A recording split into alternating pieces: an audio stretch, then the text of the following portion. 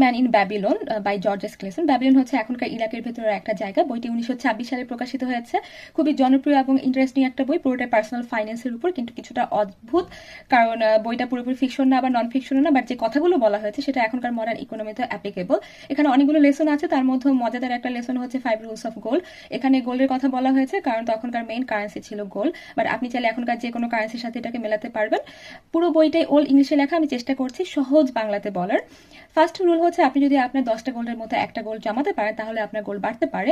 Second হচ্ছে আপনি যদি আপনার জমানো গোল্ড কোনো একটা অ্যাসেটে ইনভেস্ট করেন তাহলে আপনার গোল্ড বাড়তে পারে। থার্ড হচ্ছে আপনি যদি ওয়াইজ মেনদের কথা শুনে ইনভেস্ট করেন তাহলে আপনার গোল্ড বাড়ার সম্ভাবনা রয়েছে।